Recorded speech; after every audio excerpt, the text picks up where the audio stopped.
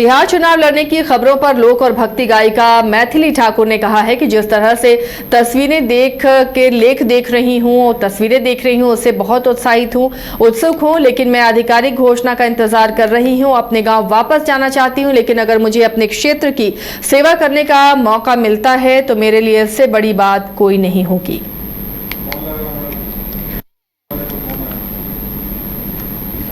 तो मैथिली ठाकुर ने कहा कि उत्सुक हूं, लेकिन अभी भी आधिकारिक घोषणा का इंतजार है। उसके बाद एक तरह से उन्होंने ये साफ कर दिया है कि चुनावी मैदान में मैथिली ठाकुर उतर रही हैं और उन्होंने इसे लेकर पोस्ट भी किया है कि अगर क्षेत्र की सेवा का मौका मिलता है तो इनके लिए बड़ी बात होगी। कई ऐसे अब कला के क्षेत्र से भी दिग्गज आपको दिखेंगे जो चुनावी मैदान में, बिहार की चुनावी मैदान में नजर आएंगे। उनमें मैथिली ठाकुर का भी नाम आ गया है। पवन सिंह के साथ साथ और भी कई नाम का खुलासा होगा आने वाले दिनों में। और विवेक जुड़े हुए हैं सहयोगी हमारे साथ पटना से इस पर अपडेट देने के लिए।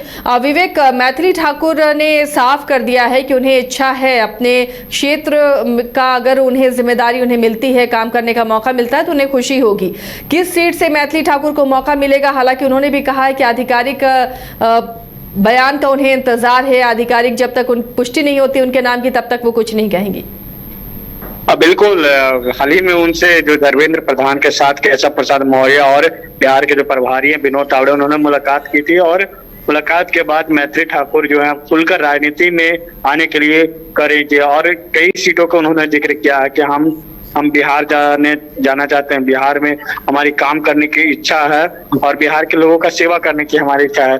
तो उन्होंने आलमनगर सीट का जिक्र किया, इसके साथ ही साथ मधुबनी सीट का भी उन्होंने जिक्र की थी कि हम वहां से चुनाव लड़ेंगे। और ऐसे में अब देखना होगा कि बीजेपी आला कमान में जो है आज बैठक हो रही है, लगभग आधे घंटे से बैठक चल रही है। बैठक के बाद जो है तमाम संभवतः जो शाम तक जो है तमाम प्रत्याशियों के जो है नाम की भी घोषणा हो जाएगी। तो ऐसे में क्या देखना होगा, मैथिली ठाकुर का नाम रहता है या नहीं। मैथिली ठाकुर का चर्चाओं में इधर 2 दिनों से चर्चाओं में खूब है। लगातार मैथिली ठाकुर जो है अब पहले प्रधानमंत्री नरेंद्र मोदी को प्रशंसा जरूर करते थे, अब जो बिहार के मुख्यमंत्री नीतीश कुमार का भी लगातार प्रशंसा करते दिख रही हैं। और ऐसे में चुनाव है, चुनाव में आप देखना होगा कि मैथिली ठाकुर का एंट्री होने के बाद किस तरीके से समीकरण है वो बदलता है, क्योंकि मैथिली ठाकुर पहली ऐसे शख्स नहीं है कि जो एक कलाकार होकर जो राजनीति में आना चाहते हैं। इससे पहले कई जो लोग हैं भोजपुरी इंडस्ट्री से निकल कर आए हैं, रवि किशन हो, निरहुआ हो, ऐसे जो तमाम जो लोग हैं निकल कर आए हैं, लेकिन लोक गायिका में है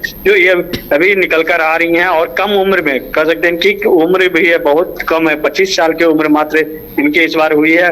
और 25 साल में अगर यहाँ से बीजेपी अगर टिकट देती है, बिहार से अगर वो चुनाव लड़ते हैं, किसी विधानसभा से चुनाव लड़ते हैं, तो अगर एमएलए बनते हैं तो बिहार में सबसे कम उम्र वाला एमएलए कोई होगा तो वो मैथिली ठाकुर होंगे। जी विवेक, इसके अलावा भी कला के क्षेत्र से कई दिग्गज अब दिख सकते हैं बिहार विधानसभा चुनाव में। पवन सिंह तो पहले से थे ही, मैथिली ठाकुर का भी नाम आ गया। खबर यह है कि उदित नारायण भी चुनावी मैदान में कूद सकते हैं। बिल्कुल, देखना होगा कि पवन सिंह को लेकर कल तक चर्चाएं हो रही थी कि आरा से वो चुनाव लड़ेंगे, लेकिन हमको जहां तक नहीं लगता कि बीजेपी है कोई रिस्क लेना चाहेगी। जिस तरीके से ज्योति सिंह का जो प्रकरण सामने आई, ज्योति सिंह लगातार जो पवन सिंह पर आरोप लगा रहे हैं। आज पवन सिंह ने भी खुलकर जो है मीडिया के सामने बयान देते हुए उन्होंने कहा कि ज्योति सिंह जो है एमएलए बनने के लिए इस तरीके से ढोंग नाटक कर रही है।